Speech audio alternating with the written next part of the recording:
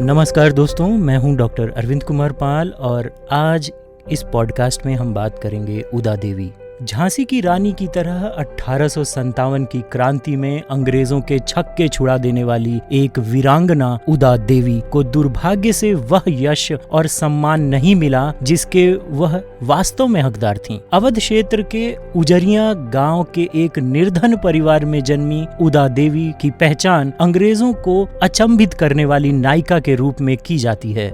बचपन से ही उदा देवी के मन में अंग्रेजों के प्रति आक्रोश था। 1856 में अंग्रेजों ने अवध के नवाब वाजिद अली शाह को कोलकाता निर्वासित कर दिया और अवध की बागडोर उनकी बेगम हजरत महल के हाथों में आ गई। कहा जाता है कि उदा देवी ने बेगम हजरत महल से अंग्रेजों के खिलाफ जंग में भाग लेने देने की प्रार्थना की। इसके बाद बेगम ने उनसे महिलाओं की एक प्रशिक्षित टुकड़ी तैयार करने को कहा। इसी दौरान उदा देवी का विवाह अवध सेना के एक सैनिक मक्का पासी से हुआ। 10 जून 1857 को लखनऊ के चिन्हट कस्बे के करीब इस्माइलगंज में ईस्ट इंडिया कंपनी की फौज के साथ विद्रोही सेना की हुई लड़ाई में मक्का पासी वीर गति को प्राप्त हो गए। पति की मौत का सदमा उदा देवी के लिए प्रेरणा बन गया। वहीं से उनकी सोच और विचार में बदलाव हुआ। कहते हैं उदा देवी ने अपने पति के शव पर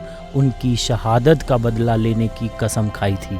16 नवंबर 1857 को अंग्रेजों की विशाल सेना ने लखनऊ के सिकंदर बाग को घेर लिया। उस समय सिकंदर बाग में करीब 2000 भारतीय सिपाहियों ने शरण ले रखी थी। उदा देवी ने अपनी महिला सैनिकों की टुकड़ी को अंग्रेजी सेना का सामना करने का आदेश दिया। साथ ही वह पुरुषों का लिबास धारण कर खुद दोनों हाथों में पिस्तौल और कारतूस लेकर एक पीपल के पेड़ पर चढ़ गईं। वह वहां से घने पत्तों के बीच से अंग्रेजी सेना को निशाना बनाने लगीं। उन्होंने हमलावर अंग्रेजी सैनिकों को सिकंदर बाग में तब तक नहीं घुसने दिया जब तक उनका गोला बारूद समाप्त नहीं हो गया। कहा जाता है कि उदा देवी ने एक स्नाइपर की तरह हमला करके करीब 32 अंग्रेज सैनिकों को मौत के घाट उतार दिया। अपने सैनिकों को ताश के पत्तों की तरह गिरता देखकर अंग्रेजों को ऊपर से गोलियों के चलने का पता लगा। जब उदा देवी पेड़ से उतर रही थीं, तब अंग्रेज सैनिकों ने उन्हें गोली मार दी। जब उनके मृत शरीर को नीचे उतारा गया तो दोनों हाथों में पिस्तौल लिए पुरुष वेश में एक स्त्री को देखकर सब हैरान थे।